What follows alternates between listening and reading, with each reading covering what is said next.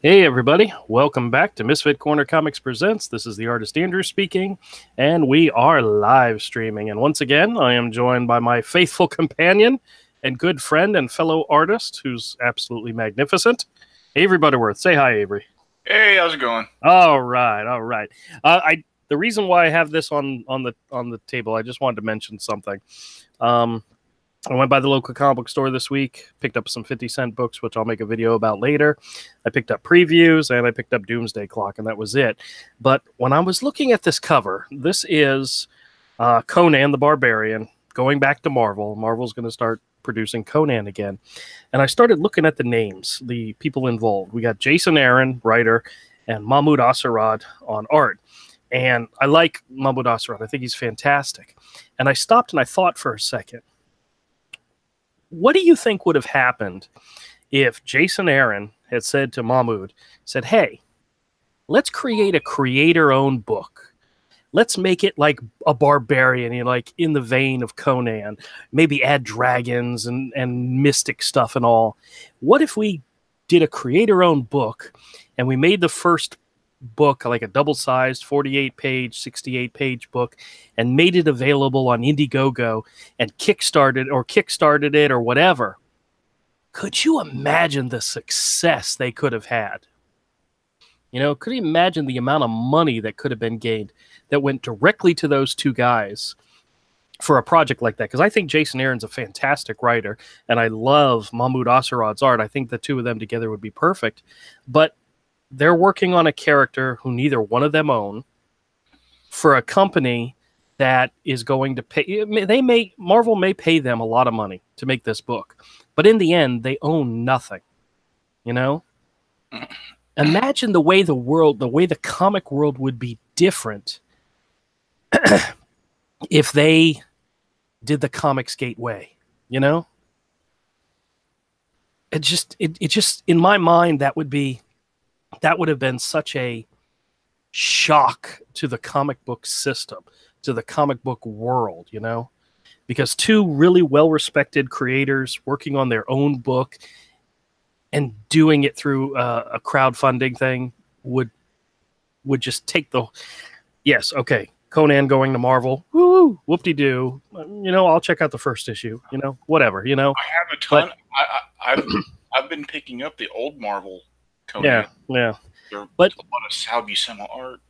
Just imagine what these guys could have done if they were doing their own thing, Oh, well, it's kind of sad to look at something like this and think of what could have been, Meh. Well, yeah, I know. I mean, it's the possibilities are, it's not endless, but it could be freaking incredible, but it's not going to be.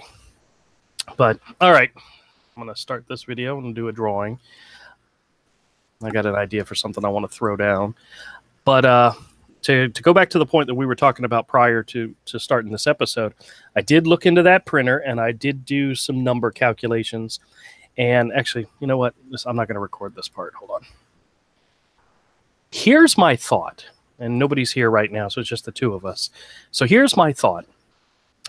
I want to start the Indiegogo campaign offering a minimum of 174-page, full-color, trade paperback book with 174, a minimum of 174 pages, which is a 162-page story plus some extras. And it'll be a trade paperback, 8.5 by 11. And it'll be a very nice package for people to have. But what I want to do is I want to set a goal for the campaign that if we reach this goal, 5 things happen. The first thing that happens is the book becomes a hardcover, which ultimately that is what I would rather the campaign be for, is for the deluxe. I was thinking only get it through the Indigo, right? It'll have a brand new cover, a completely new cover. It's going to become a hardcover, a new wraparound cover. It's going to have additional 12 to 20 pages, which I already have. I have a lot of pinups, and I have a lot of behind the scenes type extra stuff that was in the black and white version that we were going to take out of this one because it's just mainly the story. So that'll be easy to do. Then I want to also add an extra 6-page, a brand new story. And I already have it laid out what I want to do. It's Hero meeting Pudge for the first time when they're just little kids. And it doesn't have to be colored. It can be black and white. It's not a big deal. And then there's a fifth extra thing that I haven't committed to. But what I need to find out first is what this goal needs to be in order to fulfill all the orders with this in mind. So let's just say it's $10,000. Okay. No, it's not $10,000. No. I already looked into it. It's possible. I gotta go back. I've got to look into fees. I got to look into shipping, and I got to look into shipping to the people. Not only getting, because with that printer that we were looking at, I went ahead and did just to get a ground idea of where it would start, and the shipping fees is like almost 10% of your order, so it can be a lot. But what I want to do is I want to find out what that goal would be, what solid number would need to cover everything and to make this product happen. Now if we say the goal is 10,000 and we come up short, we get 8K, or maybe we even get 5K, because it's always a possibility, then we still do the trade paperback version of the book. It's still, this is going to happen no matter what. This is going to happen no matter what, but we need to find the goal and set the goal to make this the reality. And I think it could be a reasonable goal, and I think it could happen. But this is, I got to do the research. Got to sit down. We got to think about packing supplies. We got to think about, the shipping to people, the shipping from the printer.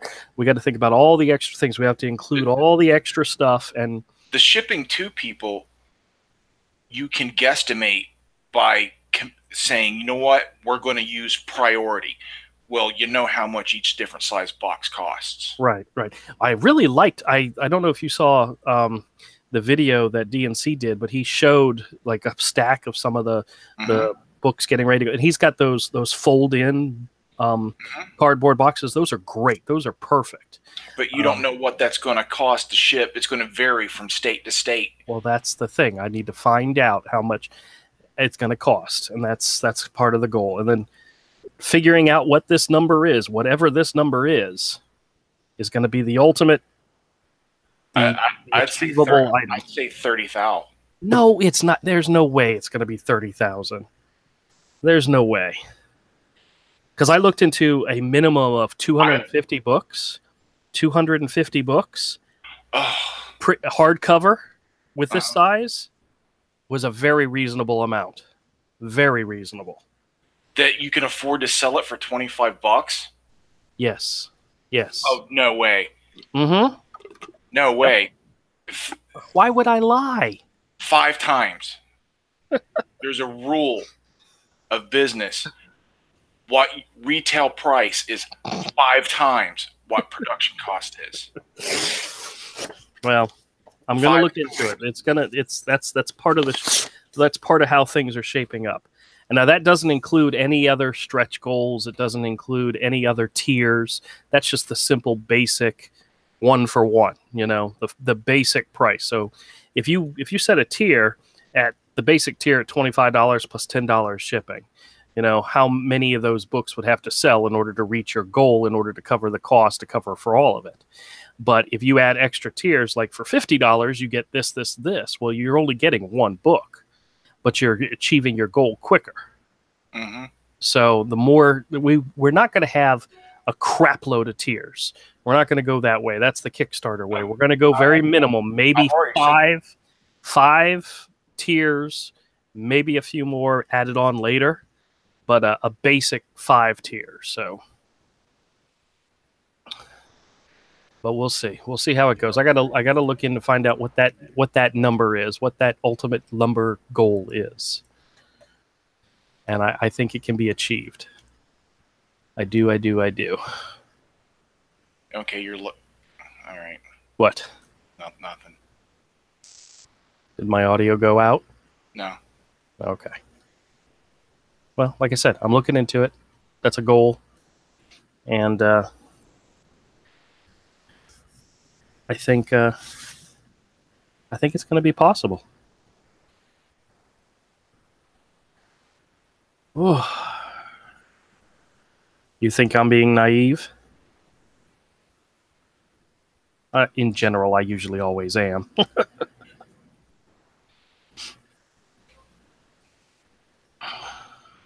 I would be shooting for more, because I've seen some of the lower print run costs, and it's not worth it. Well, there is a threshold that I'm willing to sacrifice in order to achieve. So we'll see. I'm not trying to make a whole buttload of money. So I just would like to see a real print run. Yeah. No, I understand that. I think that is well within our grasp if we're able to, reach the audience and present it in a way that, people will get excited about it. So I did reach out to somebody else in the Comicsgate community, and wasn't necessarily. I'm not saying it was a bad response, but what happened? I'll tell you off screen. They kind of gave me the brush off, the blow off. So, but that's okay.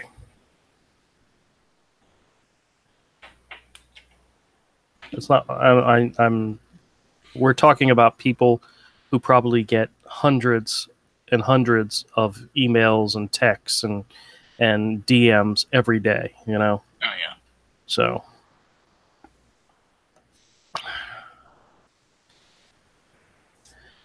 But that's not a big deal. Well, I'm not screen sharing. So okay. Type it in the chat. Okay. in the screen in the Hangout chat.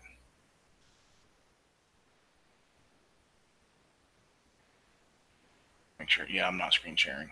Yeah, I reached out to this person specifically asking if they were going to New York, and it's not in the. I just put it in the chat. In our Hangout chat. Yeah, in the Hangout chat. It's not showing me. It's not showing me. I don't know what to tell you then. Let me refresh it. You there? There's only one thing in the chat, and it's what I typed. And there's nothing here for me. There's nothing in the chat for me. Okay, well, then I'll talk to you about it later then. That's not a big deal. That's weird. Why does it do that? I don't know. Let me type something. Yeah, go ahead.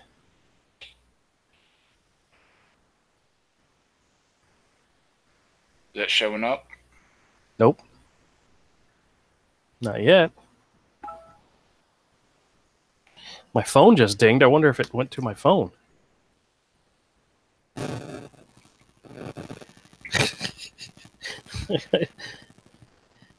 I got it on my phone for some reason. Huh. I don't know. Oh. What?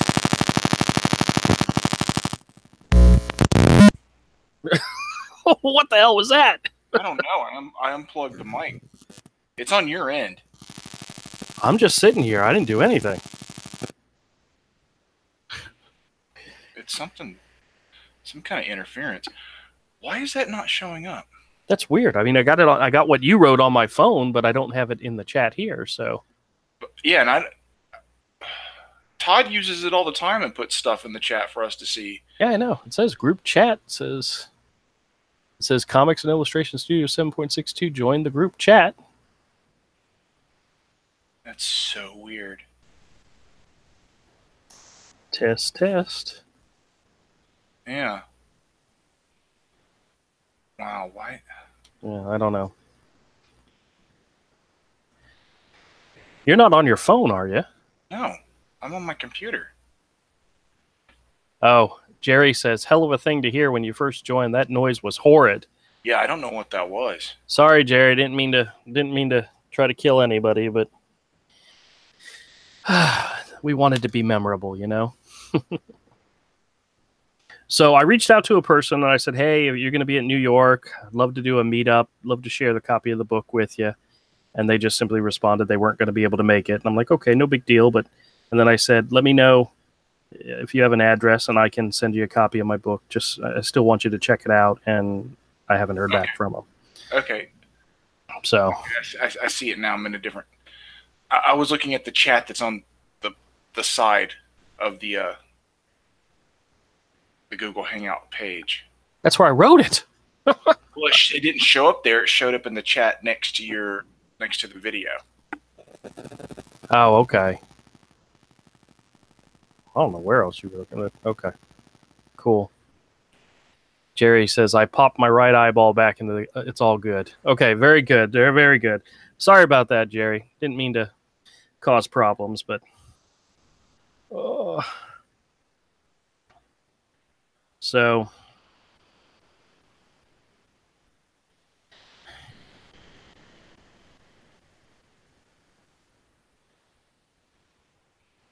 We'll see.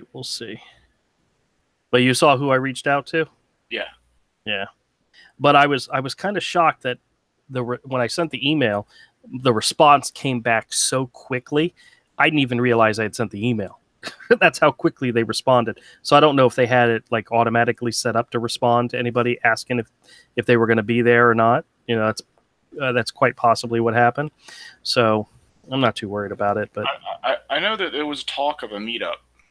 Yeah, that's what I was inquiring about. But I mean, my goal for New York is to meet some of the people in the Comicsgate community and share Hero with them. You know, maybe get a conversation, get a dialogue going. So we'll see what happens.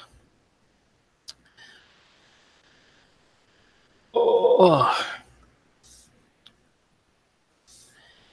I'm just screwing around with this idea.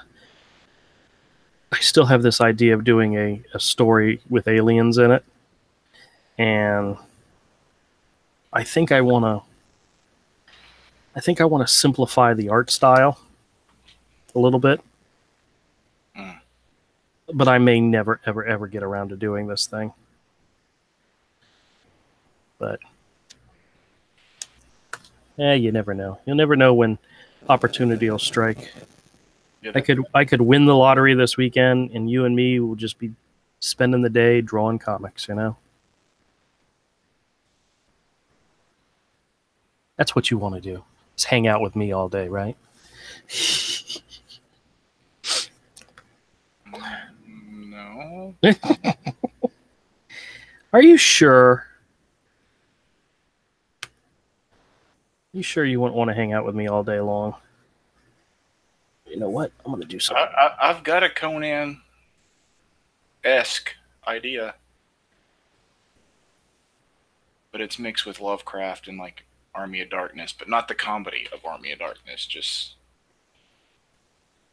that type of adventure without the comedy. Yeah.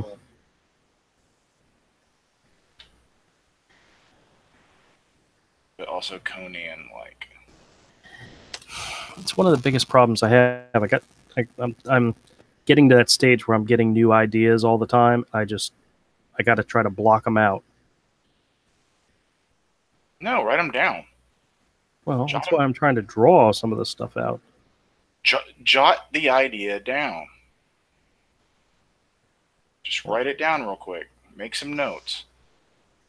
Like I've got a couple of sketches to keep, and a short story I did years ago that was in heavy metal. That's getting that gets reworked into part of this. That one that you did that you completed almost the first issue of. Have you ever thought about going back to that or? Yeah, it's trash. It's there were some visuals in that I remember being fantastic. Inspired trash. Yeah, but it was kind of like Star Wars inspired, wasn't it? Star Wars and Dragon Ball Z and Ghost in the Shell and and Battle Angel Alita. Well, more like Battle Angel Alita. Yeah, yeah. Well, I remember liking that one scene where the girl had the arm, and that was just fantastic. It doesn't look as good as you remember. You're right. You're probably right. That was how many years ago was that? I was in my early 20s. It was... Yeah, it was probably close to 20 years ago. Wow. I drew the first issue in half the second issue. And wrote... Dude, I mean, I have a script book somewhere with the entire script. And I had the story arc for 4 or 5 miniseries. Like, I knew where it was going. Yeah. And I was going to kill the main character. And change characters after a couple of series. You know, I thought about killing off my main character, Hero, but I already know how the story ends, so... I was going to kill the main character, and one of the main villains was going to become one of the main heroes. I like it. I like it.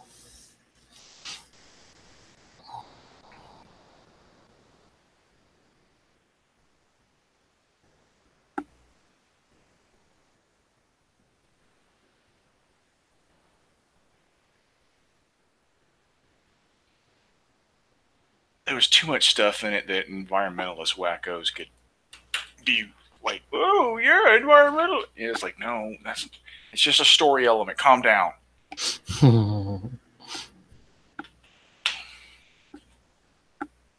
Like they would be all about part of it. It's like, no. Political correctness and has ruined certain themes and extremism of all types. Yeah, no, I understand.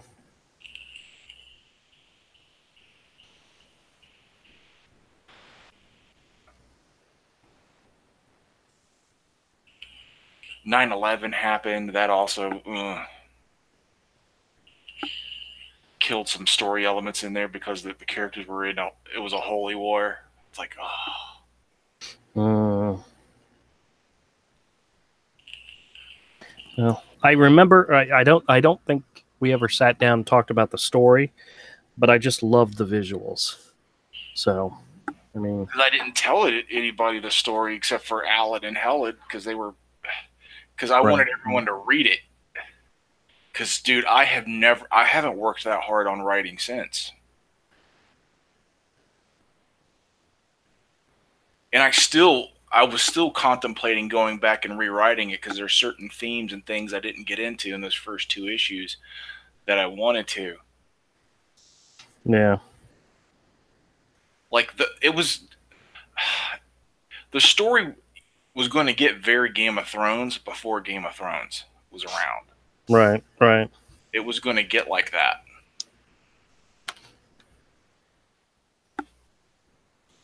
There was going to be a lot of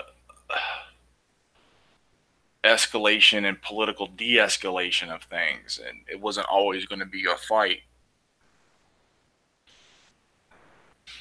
The new main character was going to be the daughter of the main hero and villain.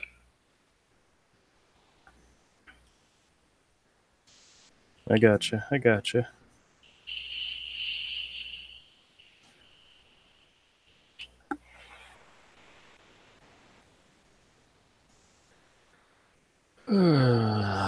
And then he changes and becomes a good guy. He does a heel turn. He turns to a good guy. Like Kylo Ren. No. Dude. That guy was no punk like Kylo Ren. Dude, he would have ate Kylo Ren for breakfast. All right. Even as a good guy, he would have ripped Kylo Ren apart. Like, you're a punk. Let me save this real quick.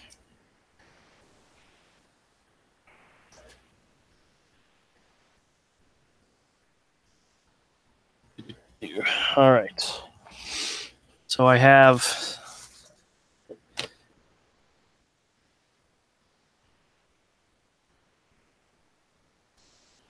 Isn't he still working on the last book? Who?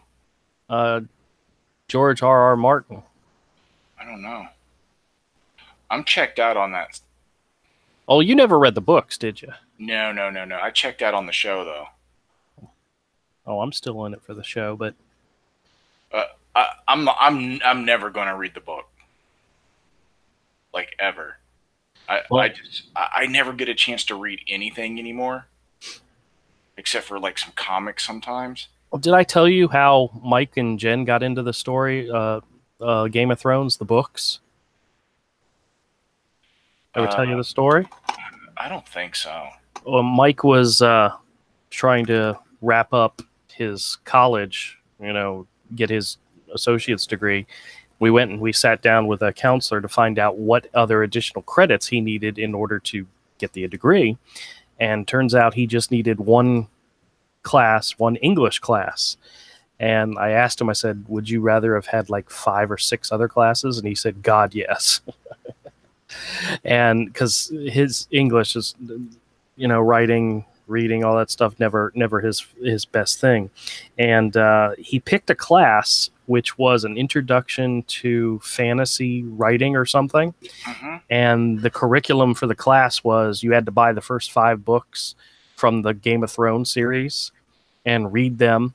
And at the end of the class, their final exam was they got into a group of 4 or 5 people and they wrote a story that took place in the world of Game of Thrones. And he loved it. He absolutely loved that class. And once he got done reading the books, he passed them on to Jen, and she read them. And this was when the show was going, and we were watching the show pretty regularly. But Jen and Mike would go to me, and I would say, "Oh man, I really like this character. Or I really like this storyline," and they'd be like, "Well, don't get too excited." It's like, no, don't tell me that. He gonna die. that person will not make it out of this season. A class based on fan fiction, interesting. Yes, it was, and I actually think he made a really high B in the class, which for English or whatever, literature or whatever, that would not have been very easy for him to do because he's not into that kind of things. He's more of a sciencey, he liked the sciences and he liked the math. So, it was. I can remember when I went to college. I only did 2 semesters, but I had an English class in which it was one of these weird classes. It was like once a week on a Saturday, because of my work schedule. I couldn't make regular daily classes. And the teacher, we got to class the first day. He says, "All right, we're not going to do this here. We're going to another room." So we all got up and we went to a computer room. And he said, "The reason why we're coming to this computer room is I don't care whether or not any of you all have computers or typewriters or whatever at home. I cannot stand to read handwritten papers. So everything you do in my class will be typed. And if you don't have a typewriter or a computer at home, we're going to work in the computer lab so you can do it here." I was like, okay, that's cool. Well, when I got done writing my paper or whatever, the computers, it was a basic computer class, had like a Corel Draw program or whatever in there. And I would go in there and screw around and do stuff. And the teacher caught me one day working on a drawing. I was just doodling or something in the program. And he was really impressed. And he started helping me, understand how to work the program and so forth.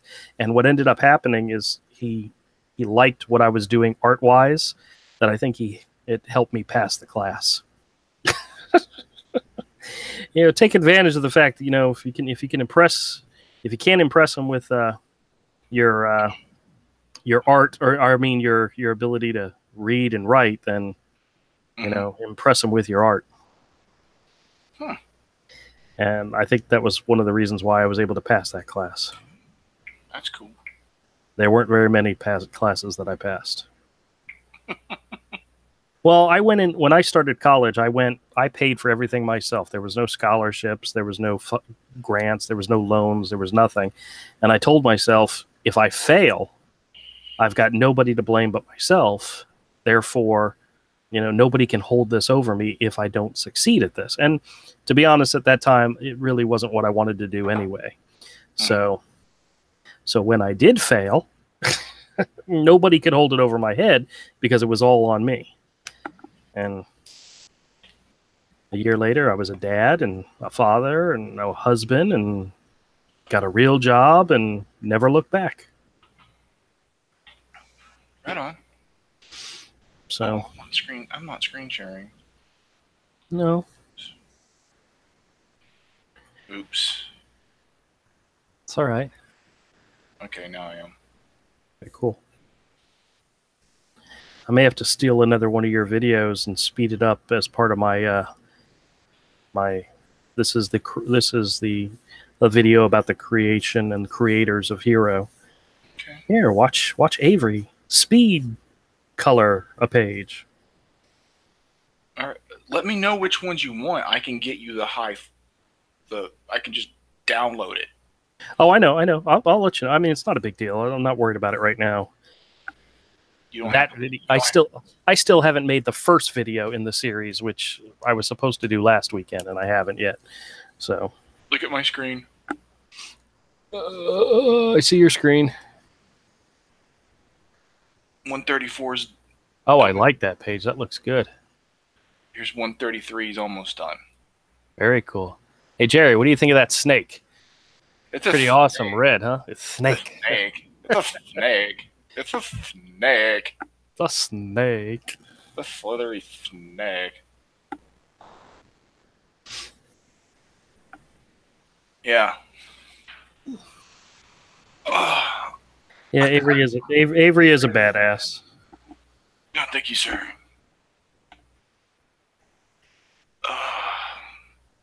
I think this looks like a cartoon, man. Colored this the way I've been colored. I think this looks like animation. Yeah, exactly. It's exactly what I wanted to go for.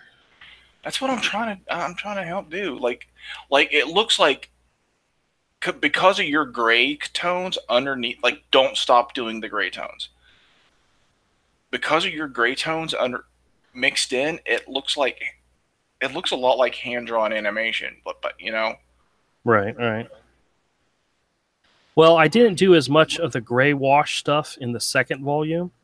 I went more black and white, but I did so much more detail and all that the characters still stand out, But I look forward to seeing you take a crack at some of those pages.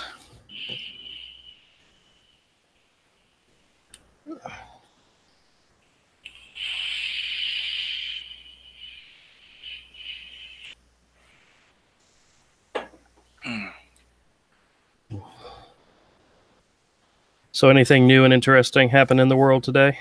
Mm-mm. No? I was hoping my iron sights or something would show up. Oh, they're coming. Or my copy of Nasser's book. That book from Alterna showed up. Oh, very nice. That Scrimshaw Volume 2. I got cool. that. Dude, it's smaller than a regular graphic novel. Oh, yeah? Yeah, it's shorter and more narrow, but not quite manga size. Like in between manga and a standard comic. Okay. Which is odd, but it's pretty good. It's pretty high quality. I mean, it looks good. I am thinking about doing a video on it. Okay, cool. Just sit in my truck. Truck videos. Truck videos.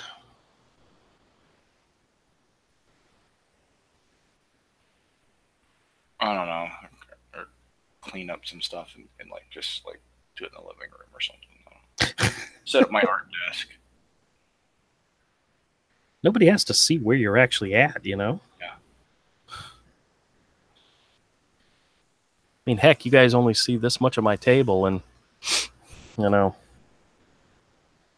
thank God you only see that much, because the room's a bit of a mess.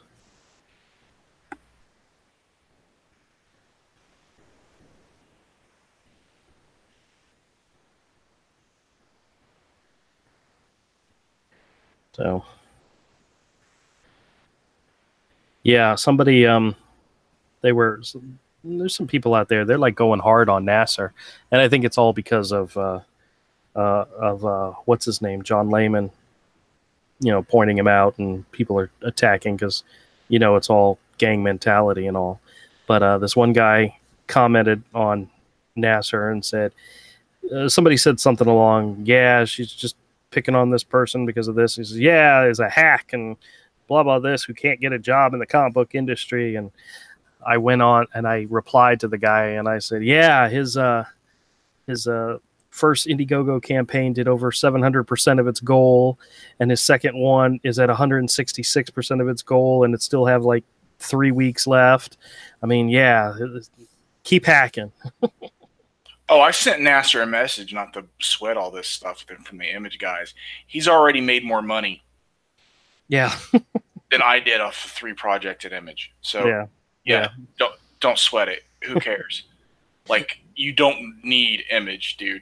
At freaking all. Yep. Oh. I hope he took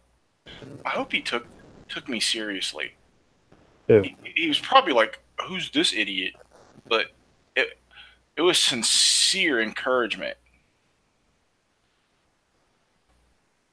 I mean, nobody knows who the hell I am, but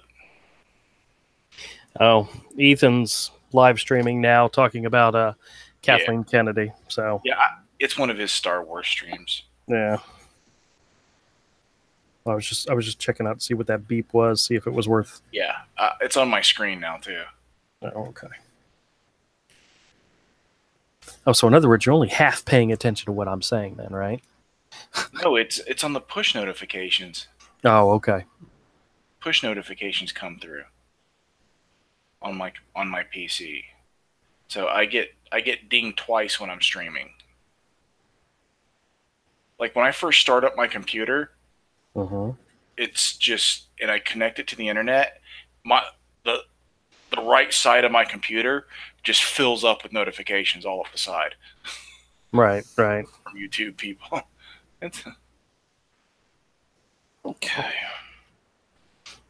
Now I realized a little while ago that I had started working on a double page splash during my live streams, and I hadn't had an opportunity to get back to that one double page splash, and I thought I'd work on it. But I think what I want to do is I want to make a long video of the double page splash, but I want to speed it up like 20 times so it goes really, really fast, but it's still a long video because it encompasses the entire thing instead of doing it little bits at a time. Because I don't think anybody wants to see me draw a little corner of a page and then call that a video, you know? So that's going to be my that's going to be something I'm working on, not on live stream, because I do the live stream videos and then I do the ones that are not live stream. That's the one I'm going to focus on for my not live stream videos. Yeah, I need to make some videos like that of artwork and stuff. Hey, look! It's just I don't want Fox. I don't want to deal with like only being able to film for 20 minutes at a time. I understand. I've got an HD digital SLR. Yeah. But it only does HD video 20 minutes at a time. Because of the buffer. The sensor. So, me.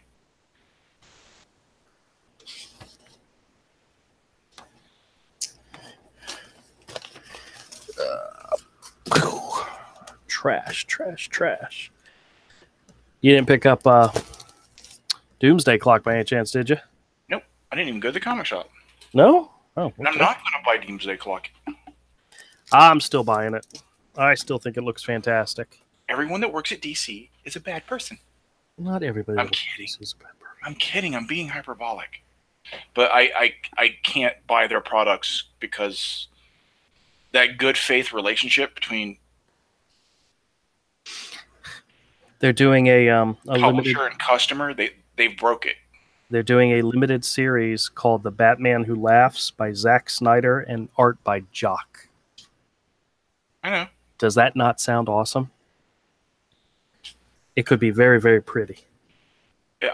Jock's a good artist. I know. He's fantastic. Still can't buy it. Oh, here. Are you looking at my screen? No, you're not. Okay, never mind. I can stop sharing and look at your screen. No. It's nothing important. I was just going to show you they're putting out an Absolute an Absolute Swamp Thing by Alan Moore hardcover. Mm-hmm. It collects the Saga of the Swamp Thing 20 through 34 and the annual number 2. And 432 pages. Cover by Stephen Bissett and John Tolteben. Is that all of Alan Moore's run?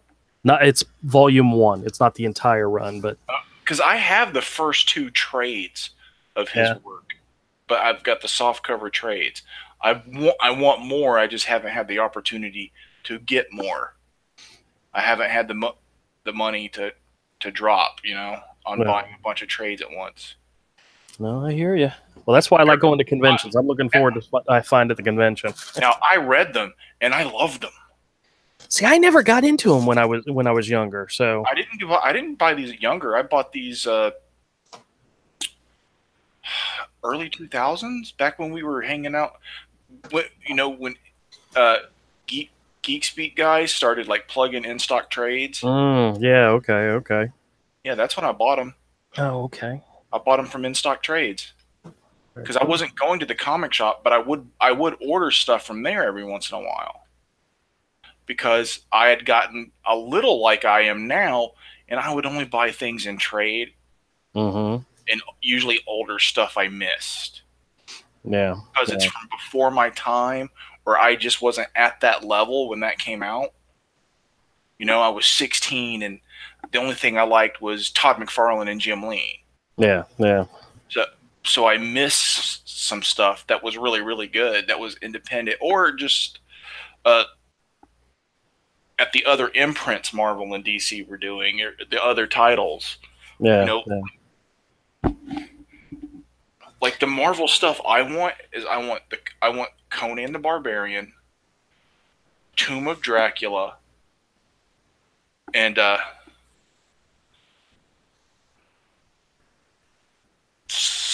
some older Daredevil stuff like Gene Colan. Oh yeah, okay. And at DC I want Swamp Thing, the first series. Right.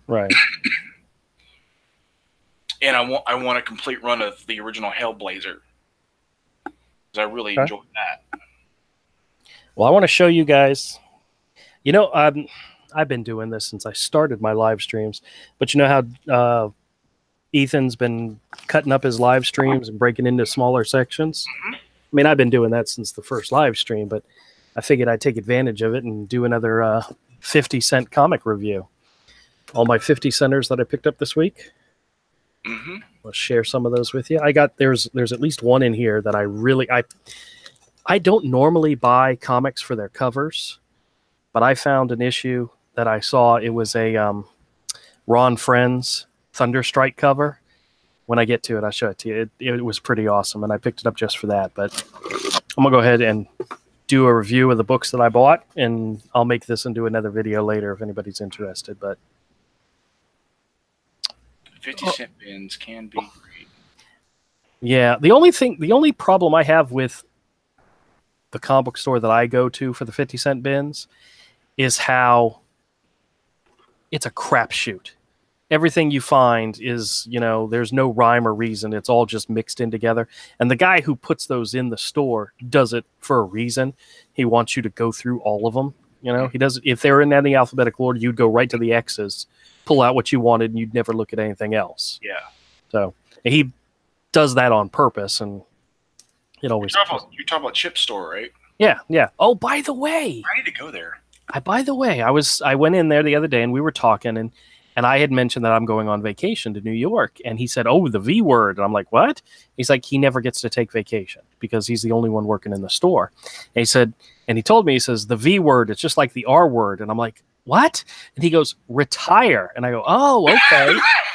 And we started talking about it, and he's like, he's not planning on retiring for at least 3 more years because he just signed another 3-year lease. But after that, who knows? And I said, well, listen, if you ever decide you want to sell the store, you let me know.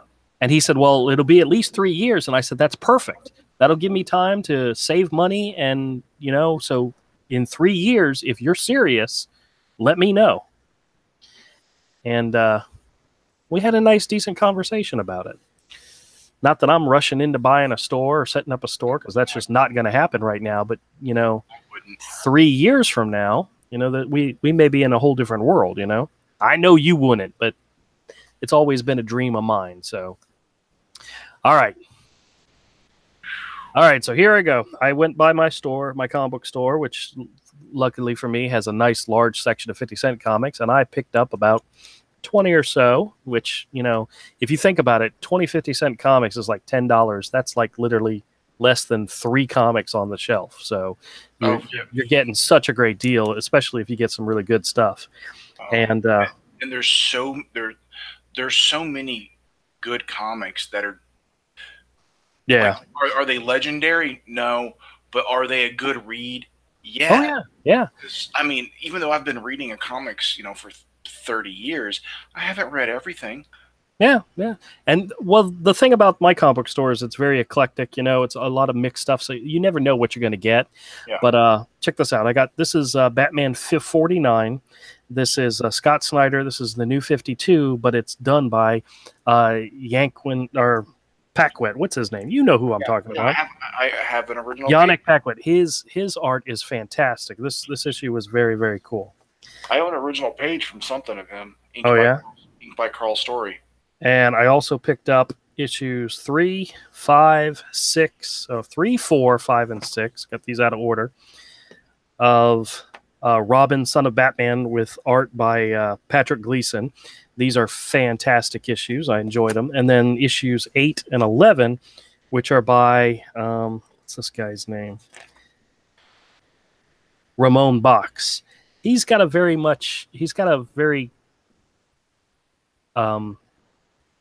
cool art style, and I like it. It's not Patrick Gleason, but it's still pretty cool. And I'm glad I picked those up. Then I got just a random Superman issue, Rebirth issue, also by Pat Gleason. Picked up an issue of Rose. My wife really liked the look of this series, and every now and then, whenever I find a copy, I'll pick it up for her. This is issue 6. It's just a random one. New 52 Aquaman number 39, which has a very nice cover. And this is Paul Peltier, who's fantastic artist. Picked up an issue of Jim Starlin's Cosmic Guard. This is issue number 3 from Dynamite. I don't know. I've been thinking about Jim Starlin a lot recently, and I got an opportunity to pick up something fairly new by him, and looking forward to checking it out. These actually didn't come out of the 50-cent bin. I got these at Books A Million, but I only paid 50 cents a piece for them. But Damned number 1 and 2 from Cullen Bunn and Brian Hurt and Bill Crabtree from Oni Press. Those were actually pretty cool. We got a random Justice League issue. This is Brian Hitch writing with, is his name Eduardo? Yeah, Fernando Passerin. I like his stuff a lot. He used to do some Green Lantern, and look at the amount of detail he's got in his stuff. It's fantastic. He's great on Green Lantern, so I look forward to checking this out. Loose Ends number 3 by Latour and Bruner. Chris Bruner.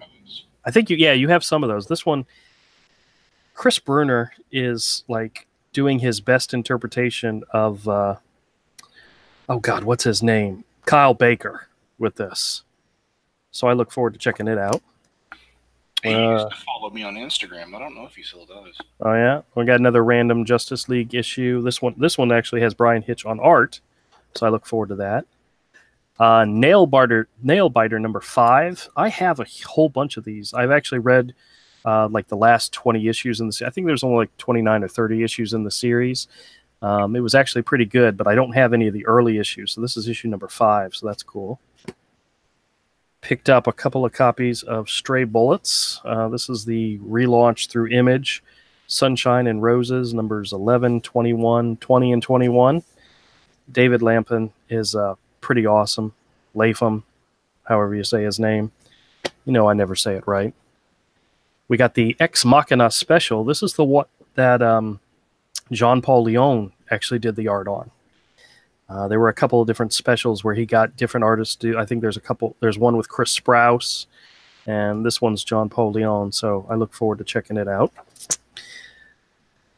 Plastic number 3. This is a series that I picked up the first couple of issues from, so it's always cool to find an issue in the 50-cent bin, but it's got a fantastic Andrew Robinson cover, which, you know, that right alone sold it for me, so... Maybe I'll tell you guys what the story's about later, but it's kind of creepy. Let's see. And then another issue of East of West, one of the earlier issues, 17, which I picked up. But this is the one that I was really happy to get. Thunderstrike number 2. I just absolutely love this cover. I don't know who this character is, but she is definitely hot. I like the title down at the bottom, Hot for Teacher. She's a redhead. And she looks Asgardian, and Ron Frenz draws a fantastic, boobalicious babe, and I did buy this specifically for the cover. You actually see the cover? Yeah. Yeah, I love this cover. This is great. I don't know what the inside... Well, I mean, it's Ron Frenz on the inside, too, but this reminds me, I have some original Ron Frenz pages. I'll have to show you guys. He did a book for an Indian company, for a superhero in India, and the guy who owned it was like a one shot. It had 36 pages or something like that. The guy who owned all the pages put them up on eBay, and I bid on a bunch of them and actually won 12 or 13 pages from the series. So I actually own a third of the comic. But it's Ron Frenz art, and it's fantastic. I'll have to make a video about those and show you guys the pages later. But he's a creator that I would absolutely love to get some original art from. Not only, you know, get him to draw me a Batgirl, maybe even get him to draw me a hero sketch or whatever. But I know he works through a comic store, and they take commissions for him, and he does them and sends them out, and he does them in batches. But he's definitely somebody that I want to get an original, you know, a for me original piece. But I'd almost be willing to say, hey, draw this character for me. Because she's fantastic. All right. And we'll wrap that video up, and I'll make that into a video for later. And dude, that's the way to do it, you know? I'll make that into a video for later. I'll make that in a video. Yeah, well, that's how you do it sometimes. You take an hour of doing a live stream, you do a couple of drawings, you talk about some comics, and then you make that into 2 or 3 videos for the next day or so. You know? You use it because not... let me ask you a question. When somebody puts out a live stream and you miss it, do you go back and watch them? Depends on who it is. I will watch Ethan's because usually those are very, very entertaining. But if I miss, like if I miss a Rokabir or if I miss an Umbrella Guy, if I have the time, I will go back and watch them. But if I don't, because there's other live streams happening, I never go back to watch them. And I know there's probably a lot of people out there that say, oh, they missed Andrew's live stream. Screw it. We're not going to worry about it. I'm sure that happens all the time.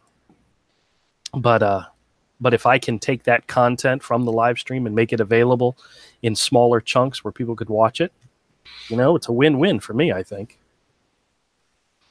So, oh well. All right, well, I'm getting ready to wrap this up. We got a few minutes left, so but I am going to New York Comic Con next week. Mike and I leave Wednesday morning. We will be in New York sometime around 1, 2 o'clock in the afternoon, and we will be attending the New York Comic Con. See, got my passes right here. We'll be attending the New York Comic Con all 4 days. It's a highlight of the year for us, every year being able to go. And I'm going to try to meet some creators. I'm going to try to get some convention sketches, may look into getting some original art. Going to try to find some cheap trades, another one of those things that I absolutely love to collect. And you get any special requests, Avery? Anything you want me to look out for you? No. You never know. I might find. Well, I did. Well, actually, you know, I was going to say I did find something for you one year where I got a bunch of comics for you out of the 50-cent bins. But at the time, it was a creator that you really, really liked. Mm-hmm. And if I bought them for you now, you'd probably do a bonfire. Do you remember which series it was I'm talking about? Mm-mm. The JSA Liberty Files Whistling Skull.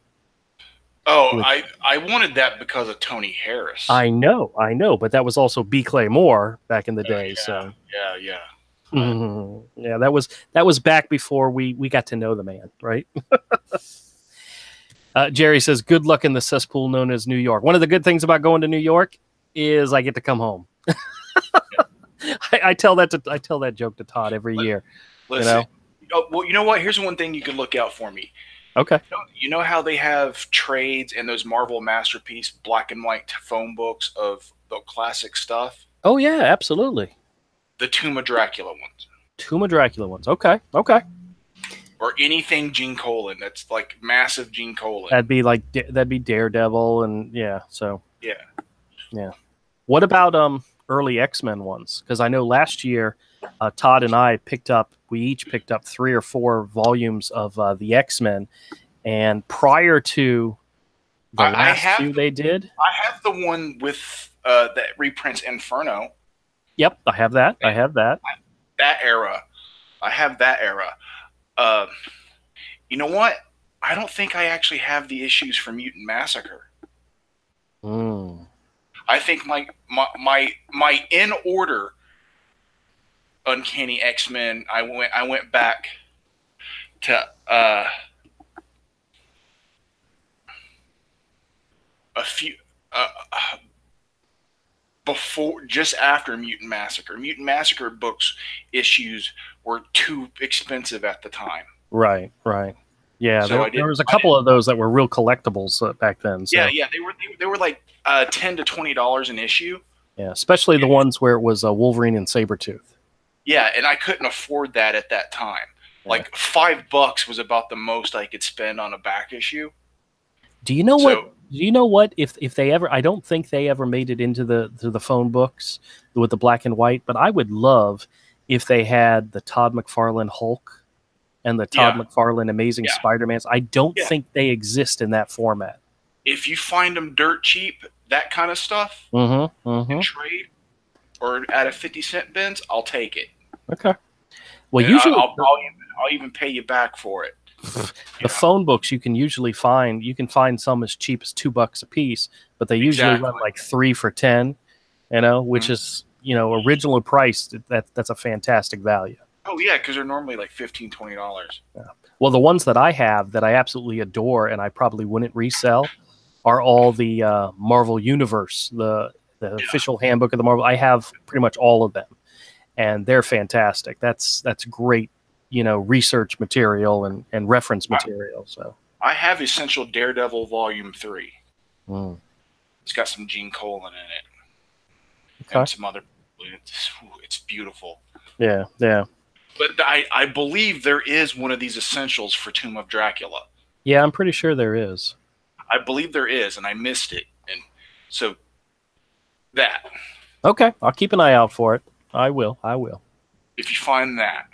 Okay. Or McFarlane era, like cheap. It's got to be cheap.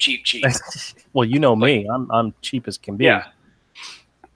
like if it's like $10 for the trade, even though that's cheap for like Hulk,